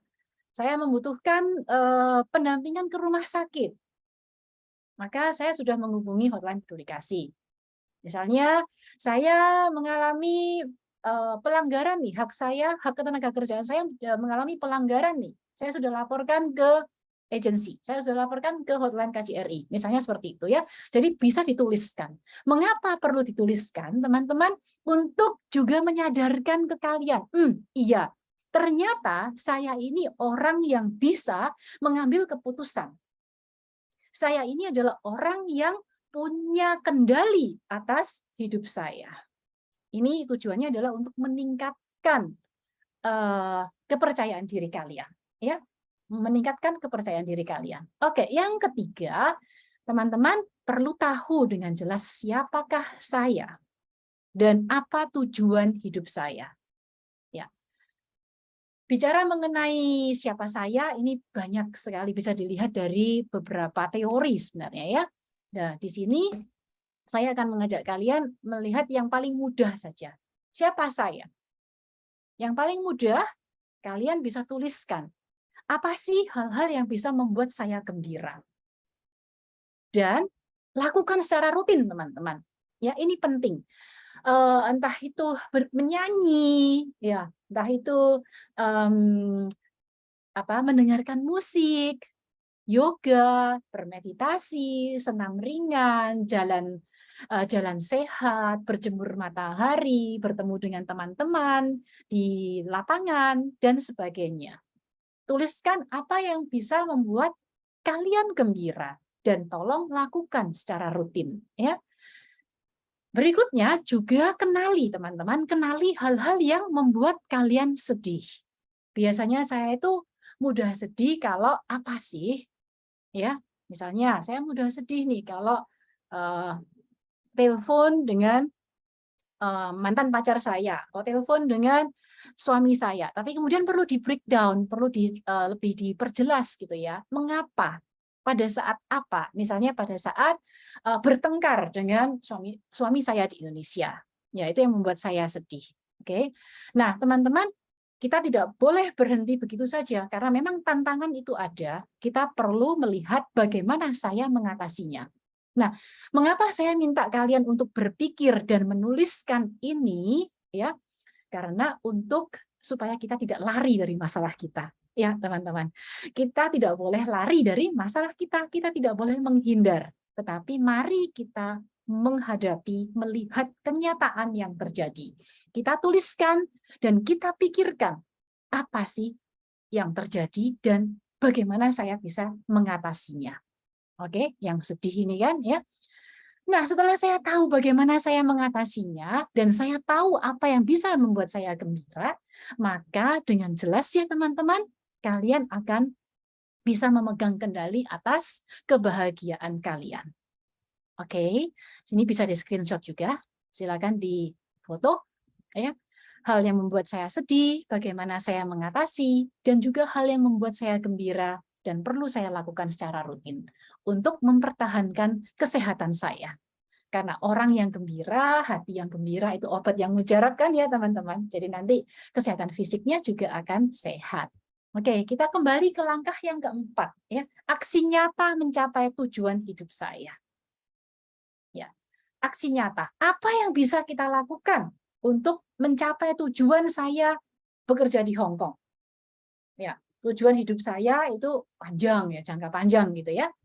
Nah, tujuan hidup itu bisa kita breakdown, teman-teman. Bisa kita persingkat menjadi 10 tahun, 5 tahun, 1 tahun, 1 bulan. Ini hanya contoh saja ya, teman-teman. Bisa diganti sendiri. Misalnya, tujuan pekerjaan saya jangka panjang, apa? Ya, oh saya mau bekerja di Hong Kong berapa tahun sih? Dan apa yang mau saya capai selama saya bekerja di Hong Kong? Apa yang mau saya capai? Di pekerjaan saya, keuangan saya, keluarga saya, pendidikan, kesehatan, rekreasi, dan lain-lain. Ini bisa diganti, disesuaikan berdasarkan kebutuhan kalian masing-masing. Ya, tolong dituliskan. Oh, tujuan saya dalam jangka panjang. Misalnya, dalam jangka panjang, saya menginginkan anak saya lulus kuliah. Nah, misalnya anak saya sekarang umur 5 tahun, gitu ya. 5 tahun. Berarti lulus kuliah itu masih 15 tahun ke depan, ya 14 tahun ke depan. Nah, untuk mencapai tujuan anak saya lulus kuliah, nah, apa yang perlu saya lakukan nih dalam 10 tahun? Kemudian diperjelas dalam 5 tahun, dalam 1 tahun, dalam 1 bulan, sehingga kalian menjadi sangat jelas bahwa dalam hari ini apa yang perlu kalian lakukan. Oke, kembali ke slide ini, 4 ya teman-teman, 1, 2, 3, dan 4. Ini tolong di screenshot, dan saya mau ajak kalian untuk lakukan bersama-sama. Oke. Nah, teman-teman, sekarang kita bicara nih, bagaimana nih peduli kasih kalau saya sakit? Nah, teman-teman perlu tahu hub kalian selama di Hong Kong. Ya, tadi Pak Wendy sudah menjelaskan. Dan nanti mungkin bisa kalian juga bisa search di Google atau baca di kontrak kerja kalian. Bagaimana jika terjadi pelanggaran pemutusan kontrak kerja yang terkait dengan sakit, cuti sakit, dan cuti sakit yang dibayar. Oke, jadi tolong dibaca kontrak kerja kalian dengan baik. Oke, bagaimana jika saya sakit nih, peduli kasih? Nah, sakit di sini teman-teman ada sakit secara fisik dan sakit secara psikologis. Sakit secara mental ya. Oke, yang pertama dulu nih, sakit secara fisik. Teman-teman, memang ya ini perlu saya sampaikan di depan bahwa teman-teman Indonesia, maksud saya juga ya, ini kita seringkali kurang menyadari gejala-gejala sakit yang kita alami. Seringkali kita ini sudah darah tinggi, mengalami darah tinggi, kita kadar gula dalam darah kita sudah tinggi, atau kita memiliki asam lambung yang sudah sangat lama, ya kita punya sakit-sakit yang lainnya, atau bahkan gejala sakit yang mengarah ke kanker sekalipun, itu kita kurang sadar. Karena seringkali orang Indonesia, termasuk saya, itu kita sering berpikir, oh ya udahlah ini nggak apa-apa, mungkin ini masuk angin biasa, gitu ya. Atau ini saya obati aja dengan, saya obati sendiri nih dengan Panadol, dengan Botrax, dengan Comix, dan lain-lain. Ya, kita sering kurang aware bahwa sebenarnya mungkin gejala-gejala yang kita alami itu adalah gejala dari penyakit yang lebih serius. Sekali lagi, teman-teman, mari kita sadari gejala-gejala dalam tubuh kita yang kita alami itu kemungkinan itu bisa adalah gejala dari penyakit yang lebih serius. Itu yang pertama. Ya, Jadi tolong perhatikan pada saat kalian sudah sakit kepala berlebihan berhari-hari, kemudian sampai mau pingsan, mimisan terus-menerus, kemudian tangan kaki berkeringat terus-menerus dan sebagainya, ya. Tolong langsung bisa hubungi hotline kami, ya, atau hubungi hotline KJRI dan juga organisasi-organisasi yang lainnya, ya. Jadi mari kita aware pada kesehatan fisik kita. Nah, yang kedua adalah kalian juga perlu menyadari adanya kemungkinan resiko dari kecelakaan atau cedera pada saat kalian bekerja. Terutama pada kalian yang menjaga orang tua atau menjaga anak-anak. Ini penting sekali, teman-teman, karena teman-teman kita banyak yang mengabaikan atau bahkan tidak tahu, ya, bahkan tidak tahu bahwa itu adalah cedera atau kecelakaan pada saat bekerja. Nah, teman-teman perlu sangat perlu sadari dan langsung beritahu majikan, ya, langsung beritahu majikan. Kemudian kalau majikan tidak terlalu merespons, langsung tahu juga agensi dan juga bahkan bisa lapor langsung ke KJRI, ya. Jadi mari kita langsung perlu sadari apa yang terjadi dengan tubuh kita. Oke. Berikutnya sakit yang terkait dengan psikologis, ya teman-teman. Ini tidak bisa terlihat langsung dengan mata, ya. Tidak, biasanya kita sebagai orang Indonesia juga tidak terlalu aware, ya. Ini loh, ternyata saya ini mengalami mungkin saya mengalami gejala depresi, saya mengalami gejala gangguan kecemasan, atau saya mengalami gejala-gejala gangguan kesehatan mental atau gangguan kesehatan psikologis yang lainnya. Nah, di sini kami mau mengajak kalian untuk melihat, ya, jika teman-teman, dalam 2 minggu, sekali lagi ya teman-teman, dalam 2 minggu, jadi time limitnya itu 2 minggu, ya, dalam 2 minggu terakhir, atau dalam 2 minggu atau lebih berturut-turut, ya teman-teman, atau lebih dari 50% dari 2 minggu, itu kalian mengalami beberapa gejala yang tertera di sini nih. Suasana hati sangat tertekan sehingga sering menangis berturut-turut, kehilangan minat, berpikiran negatif, bahkan ada pikiran mau bunuh diri, mau melukai diri, ada perubahan tidur dan nafsu makan yang sangat drastis, mengalami kecemasan yang berlebihan, tidak bisa mengontrol emosi, terutama tidak bisa mengontrol kesedihan dan kekhawatiran. Ada gejala-gejala fisik, otot tegang, saraf terganggu, gitu ya.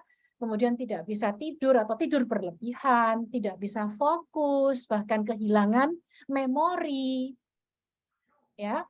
Atau kalian mengalami kekerasan seksual, mengalami cedera dalam bekerja atau cedera dalam hal yang lainnya, mengalami gangguan intrusi, menghindar, mau menyendiri, tidak mau berkumpul dengan teman-teman yang lainnya, berpikiran negatif, dan ada perubahan dalam aktivitas kalian dalam 2 minggu terakhir, itu jangan ragu, ya teman-teman, jangan ragu untuk menghubungi hotline Peduli Kasih.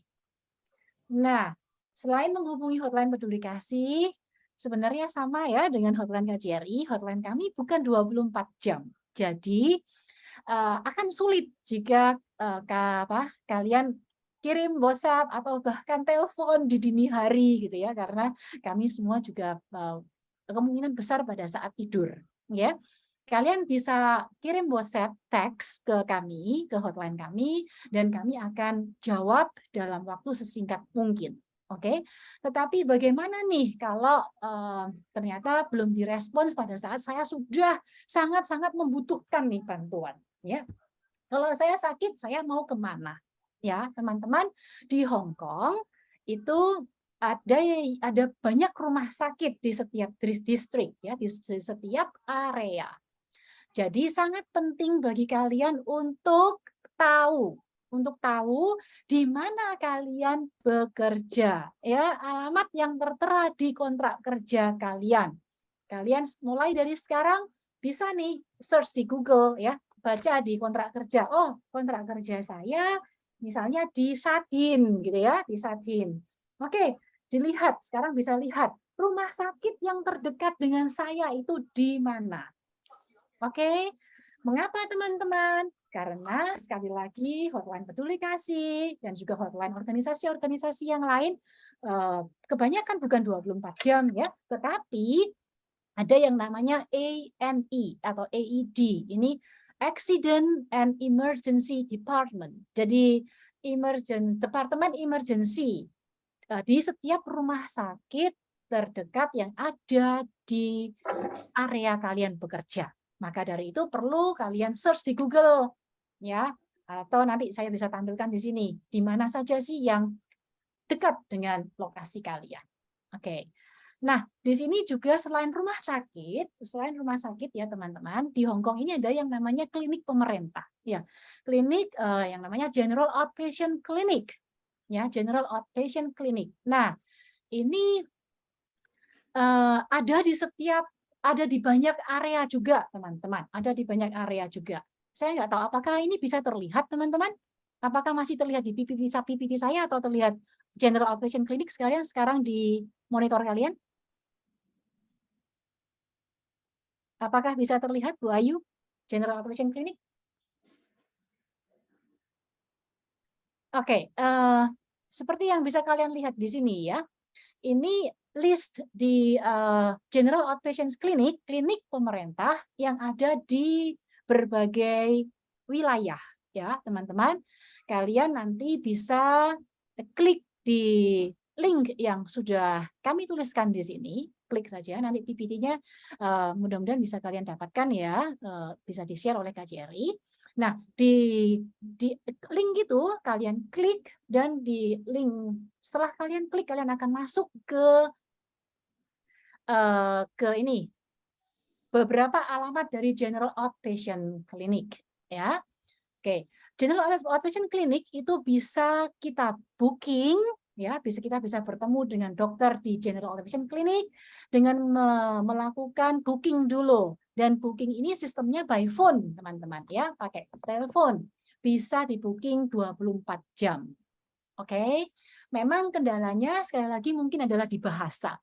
Ya, karena telepon di General Outpatient Clinic itu akan menggunakan bahasa Inggris, bahasa Cantonese, dan juga Putonghua atau bahasa Mandarin. Nah, bagi kalian yang tidak masalah dengan bahasa itu bisa dicoba ya, karena tidak sulit teman-teman, hanya memasukkan nomor Hong Kong ID dan bukan tanggal lahir, tapi tahun kelahiran kita ya. Kemudian bisa booking sesuai dengan jam yang tersedia. Oke. Tetapi bagi kalian yang mengalami kesulitan dalam melakukan booking, kalian bisa hubungi kami bisa membantu kalian untuk booking ya. Oke.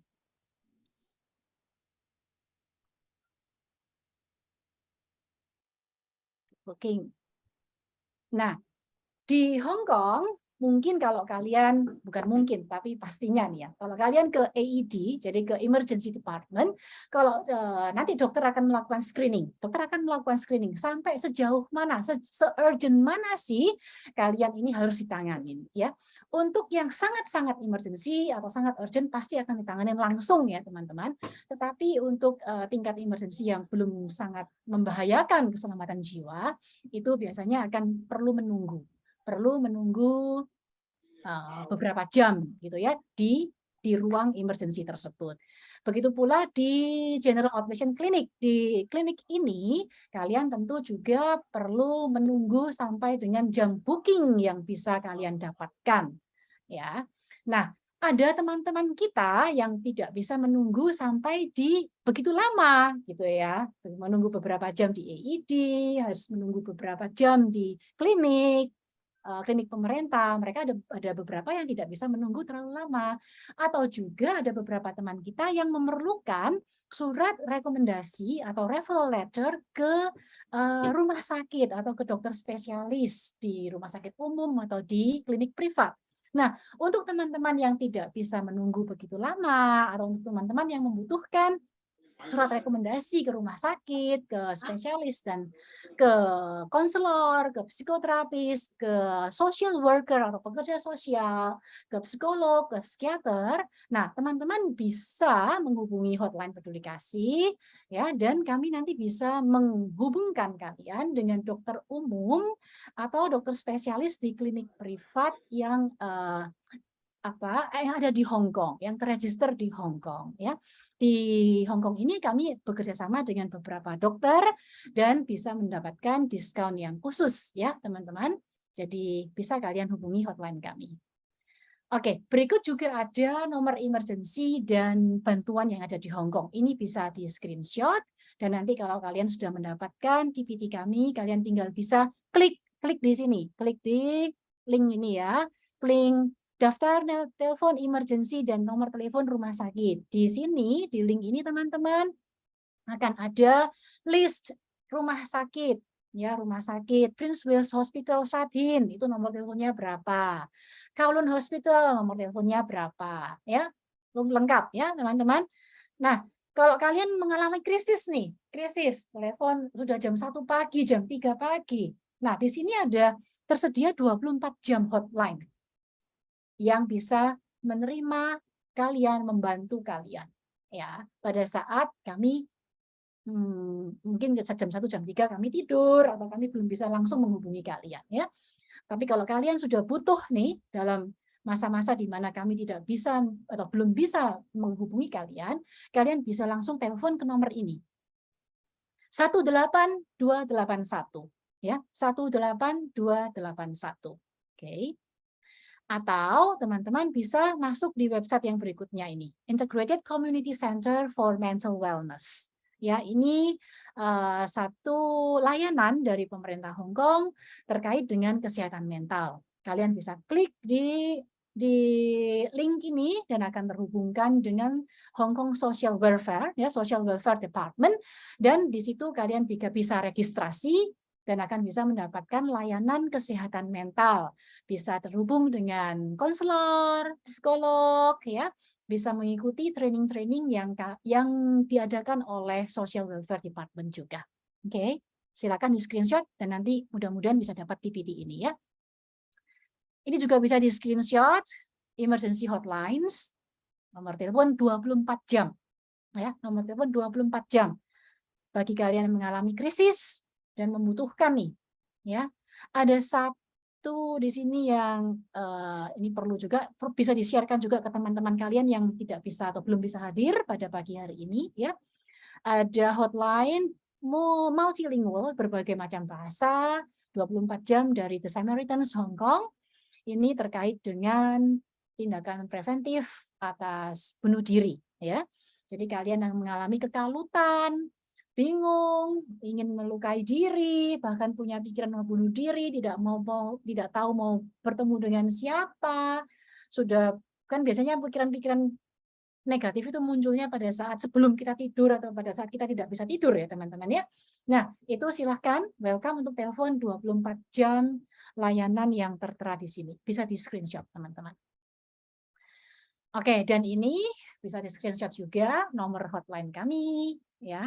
Jangan ragu hubungi kami jika kalian membutuhkan pendampingan ke rumah sakit, jika kalian merasakan, oh ada badan saya yang merasa nggak enak nih, ya, saya kalut nih, saya butuh konselor, saya butuh teman curhat, ya, silakan telepon kami atau juga kirim email ke kami. Juga bisa lihat Facebook kami dan YouTube kami. Di sini ada beberapa informasi terkait kesehatan fisik dan mental yang kami berikan. Nah, yang terakhir, kami sedang melakukan beberapa training. Ini beberapa foto dari training dan workshop yang kami lakukan. Modul 1 adalah training yang terkait dengan bagaimana sih menumbuhkan kesehatan yang utuh. Ya.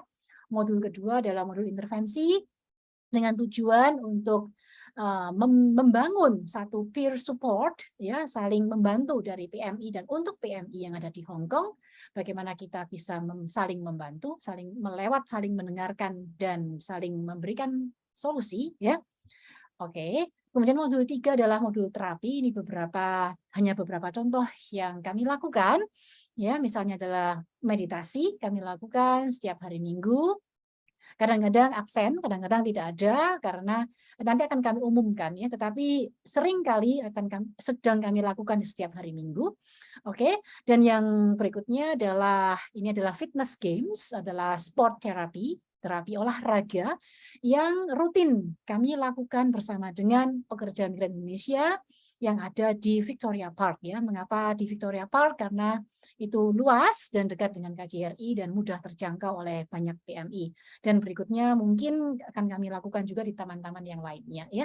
Jadi teman-teman sudah penat nih bekerja dalam 1 minggu, sudah capek, tentu perlu interaksi ke satu kegiatan yang interaktif untuk membangun tim support, untuk membangun team building, dan untuk juga membangun kesehatan kalian. Nah, dan ini foto yang di sini adalah volunteers kami pada saat Omikron ya, pada saat Omikron beberapa bulan yang lalu itu di Hong Kong cukup menegangkan ya, banyak teman-teman kita yang membutuhkan bantuan. Nah, dan kami percaya lewat terapi ini juga salah satu jenis terapi ya. Jadi lewat membantu orang lain itu sebenarnya kita terbantu. Lewat membantu orang-orang yang membutuhkan, terutama teman-teman kita yang membutuhkan, kita sebenarnya sedang membantu diri kita sendiri. Karena apa? Kita melihat bahwa kita adalah orang yang berharga, yang bisa melakukan satu kontribusi untuk orang lain. Oke, kami juga secara rutin bekerja sama dengan kalangan yang lebih banyak, kalangan yang lebih luas, agar mereka juga lebih aware, lebih peduli kepada isu-isu pekerja migran Indonesia. Dan untuk teman-teman nanti jika membutuhkan shelter, ya, kami juga bisa menghubungkan kalian dengan beberapa shelter yang ada di Hong Kong. Oke, mungkin begitu saja dari kami untuk pagi hari ini. Selanjutnya kita bisa bertemu lagi di Q&A, tanya jawab. Terima kasih, saya kembalikan ke Bu Ayu. Terima kasih banyak Bu Natalia atas share yang sangat berharga sekali informasinya untuk kita ketahui bersama dan juga teman-teman PMI. Baik, saya akan buka sesi tanya jawab. Silakan teman-teman, apabila ada pertanyaan baik untuk Bu Natalia ataupun kepada Pak Wendy tadi terkait kontrak kerja dan hak dan kewajiban ketenagakerjaan, silakan bisa langsung bertanya, buka mic-nya, bisa langsung bicara, atau ini sudah ada 2 yang angkat tangan ya, Elisa dan Mariana. Mbak Elisa mau bertanya?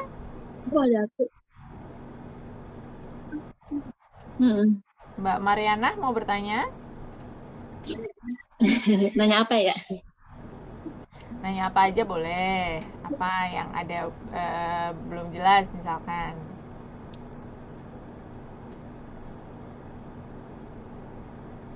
Silakan Mbak Mariana. Oh iya, itu ya. Mau tanya masalah, seperti tadi kan sudah dibilang, dari awal kita kan tidak boleh mengerjakan sesuatu yang di luar dari kontrak kerja kita kan. Tapi kan nanti kan di bulan berikutnya, majikan saya tuh dia kan hamil dan bulan berikutnya mungkin dia akan melahirkan. Nah, karena di dalam kontrak saya tidak menjaga bayi, tidak take care bayi, karena si bayi akan dibawa ke rumah neneknya, dan itu bukan kewajiban saya kan, kecuali kalau saya misalnya butuh bantuan, nah itu tidak apa-apa kan, tapi untuk take care full bayi itu tidak ada di kontrak, itu bukan kerjaan saya kan ya, seperti itu. Baik, mohon informasinya Pak Wendy.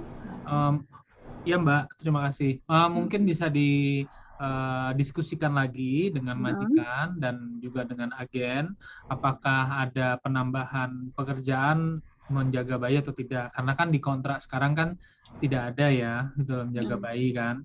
Karena kalau tidak salah menjaga bayi itu termasuk babysitting itu, coba saya nggak pegang kontrak ya. Tapi pastikan lagi kalau memang memang Anda yang harus menjaga babysitting dan merasa Anda sebenarnya tidak mampu, karena setiap tidak babysitting itu kan juga membutuhkan keahlian juga ya, gitu loh. Nah Tidak itu. asal babysitting, mungkin bisa didiskusikan lagi dengan majikan dan juga dengan agen supaya jelas gitu loh.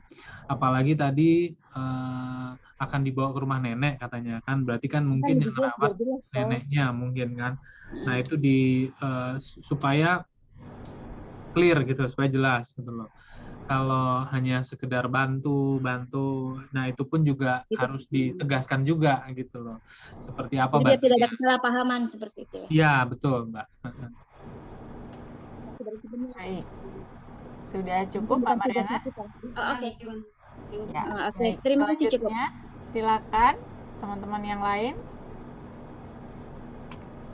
Mau ada bertanya atau bisa tulis di kolom chat juga boleh.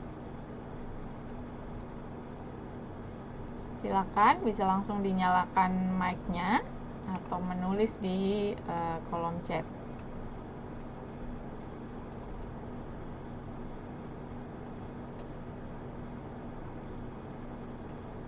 Pak Bayu Andrian Hartanto mau bertanya?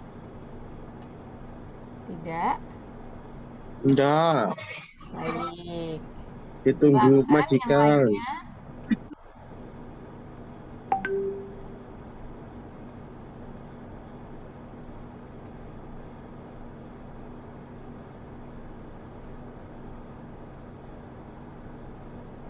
Baik, sembari menunggu, saya akan share informasi tambahan baik terkait KJRI maupun juga organisasi-organisasi atau instansi yang menyediakan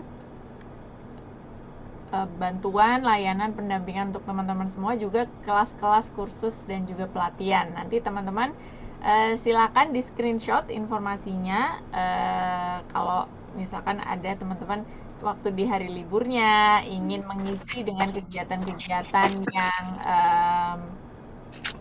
yang positif ya, jadi bisa ikut kelas pelatihan memasak ataupun kelas bahasa Inggris, kelas bahasa Kantonis dan lain sebagainya. Oke, saya akan share. Baik, yang pertama terlebih dulu ini adalah saya ingin share alamat KJRI Hong Kong. Jadi teman-teman yang baru datang ke Hong Kong misalkan, ini adalah gedung dari KJRI Hong Kong. Kita ada 21 lantai, ini kita alamatnya di Causeway Bay. Kalau naik MTR itu turun di stasiun Causeway Bay dan di exit F, itu yang paling dekat, exit E atau exit F. Kemudian ini tadi seperti yang di-share oleh Pak Windy, sudah dibagikan hotline pengaduan ya. Juga selain itu ada juga hotline dari imigrasi. Ini khusus untuk teman-teman jika ingin bertanya terkait paspor, bagaimana perpanjang paspor, kemudian kalau teman-teman misalkan visanya sudah mau habis tapi paspornya masih lama habisnya, mana yang lebih didulukan, visanya dulu atau paspornya. Nah, kalau seperti itu paspornya dulu yang diperpanjang ya. Nah, karena terkait perpanjangan paspor itu melalui aplikasi layanan paspor KJRI Hong Kong. Teman-teman bisa download sekarang baik di Play Store maupun di App Store. Layanan paspor KJRI Hong Kong. Sekarang juga sambil dicek paspornya kapan habis masa berlakunya. Itu bisa diperpanjang apabila sudah masuk masa 6 bulan sebelum masa habis berlaku.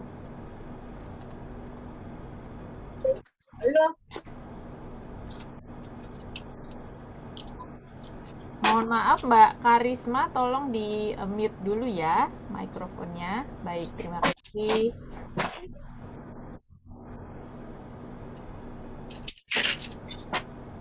Oke. Kemudian teman-teman kalau ada pertanyaan terkait perpanjangan paspor tadi seperti yang sampai saya sampaikan, silakan dihubungi nomor hotline tersebut. Kemudian juga ada nomor hotline ketenagakerjaan tadi apabila terkait kontrak atau libur dan lain sebagainya, gaji.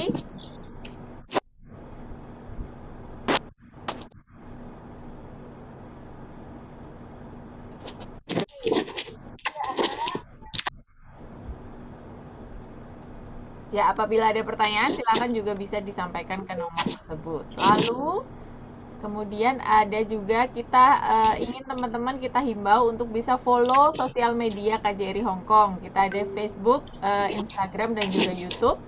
Silakan tinggal di search saja KJRI Hong Kong karena kita banyak share informasi-informasi terkini, terupdate terkait dengan ketentuan terbaru dari KJRI Hong Kong. Misalkan ada ketentuan pembatasan sosial yang baru, ataupun ada ketentuan maaf ini sebentar teman-teman mic-nya mohon dimatikan terlebih dulu ya, yang lainnya ya. Ya, melalui media sosial KJRI Hong Kong kita akan share informasi-informasi terkait ketentuan terkini yang relevan untuk warga negara Indonesia di Hong Kong dan juga berbagai pelatihan, acara, webinar, workshop yang teman-teman bisa ikuti. Nanti informasinya kita taruh, nanti mungkin di beberapa waktu ke depan akan ada kelas-kelas atau pelatihan yang teman-teman bisa ikuti. Silahkan, kita terbuka, teman-teman bisa langsung ikut daftar. Informasinya ada di media sosial kita. Baik, selanjutnya ini adalah beberapa informasi organisasi-organisasi dan juga instansi yang bergerak di bidang pemberdayaan PMI. Ada banyak bidang-bidangnya, masing-masing berbeda-beda bidangnya. Ada Help for Domestic Workers, ini terkait edukasi dan layanan saran hak dan kewajiban. Kemudian Caritas, ini kursus bahasa Kanton, bahasa Inggris, memasak. Nomor kontaknya ada di situ, bisa di screenshot. Kemudian TCK Learning Center, ini juga ada banyak kelas-kelas, kelas komputer, kelas menjahit. Silakan bisa dicatat nomor kontaknya atau di screenshot. Lalu ada Cheers, ini adalah bantuan terjemahan untuk teman-teman apabila sedang berurusan dengan kantor pemerintahan di Hong Kong, misalkan dengan Labor Department dan lain sebagainya, bisa minta bantuan terjemahan ke Cheers melalui telepon. Cheers juga menyediakan kursus-kursus baik bahasa Inggris, bahasa Kanton, dan juga kelas-kelas lainnya. Kemudian ada Christian Action juga terkait hak dan kewajiban juga. Lalu apabila ada permasalahan hukum bisa menghubungi, bisa konsultasi ke Christian Action. Juga ada Enrich, ini adalah khusus mengenai pengelolaan keuangan dan juga kursus wirausaha, bagaimana memulai bisnis dan lain sebagainya. Kemudian ada Peduli Kasih Hong Kong, seperti tadi disampaikan Ibu Natalia. Kemudian ada Pathfinders, ini adalah LSM yang melakukan edukasi terkait hak ibu dan anak pekerja migran ya. Jika teman-teman PMI mengalami krisis dan mengalami hamil yang tidak direncanakan dan juga melahirkan di Hong Kong. Kemudian Splash ini menawarkan kelas renang gratis untuk teman-teman pekerja migran. Ya, itu tadi silakan udah di screenshot ya, atau sudah dicatat, dipilih tadi mana kira-kira yang teman-teman tertarik, silakan bisa langsung join saja. Oke, baik. Saya buka kembali sesi tanya jawab, silakan. Apakah ada yang mau bertanya lagi? Sudah jelas semuanya ya? Ya, kalau sudah jelas semuanya dan teman-teman mungkin nanti baru kepikirnya nanti ada pertanyaannya ya, silahkan. Tadi sudah kita bagikan nomor kontaknya baik dari KJRI maupun juga Peduli Kasih. Tentunya kita semua welcome jika teman-teman ingin berkonsultasi lebih lanjut mengenai apapun itu ya. Baik, Sebelum menutup, saya ingin sampaikan sekali lagi selamat datang teman-teman di Hong Kong. Semoga lancar semuanya, pekerjaannya di Hong Kong tidak menemui kendala berarti. Amin. Amin ya rabbal alamin. Baik, sebelum itu saya juga ingin mohon salam penutup mungkin dari Ibu Natali dan Pak Wendy. Mungkin terlebih dulu Ibu Natali, Bu, silakan.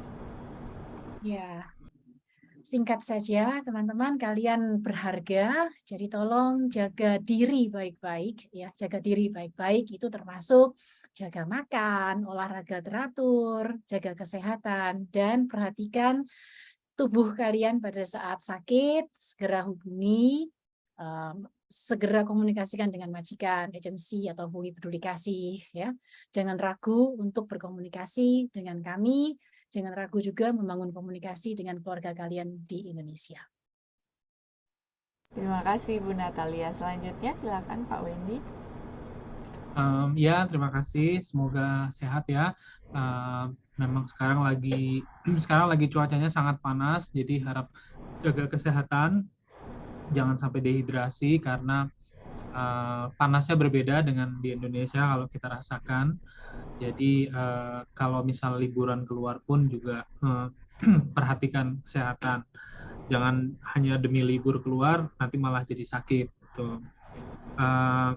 Dan hati-hati ya tadi ya yang penipuan Facebook, penipuan online itu kita wanti-wanti banget karena tadi kita baca selama tahun ini dari Januari sampai sekarang itu terjadi kenaikan kasus penipuan yang tinggi di kepolisian Hong Kong. Jadi ya tolong hati-hati untuk teman-teman semua, tidak mudah percaya tawaran ataupun rayuan-rayuan bujuk rayu dari sosial media, terutama Facebook.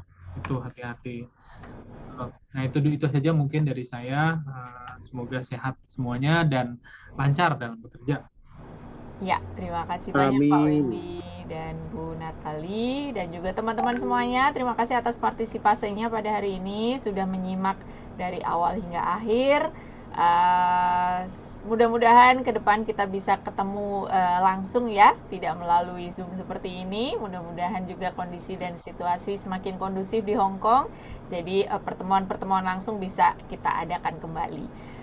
Demikian, terima kasih sekali lagi semuanya dan salam sehat, salam sukses semuanya dan kita berjumpa kembali di lain kesempatan. Terima kasih. Wassalamualaikum warahmatullahi wabarakatuh. Sampai jumpa semuanya teman-teman. Terima kasih Bu Natali, Pak Wendy. Terima kasih semuanya. Terima kasih teman-teman semuanya. Sampai jumpa lagi. Terima kasih kembali.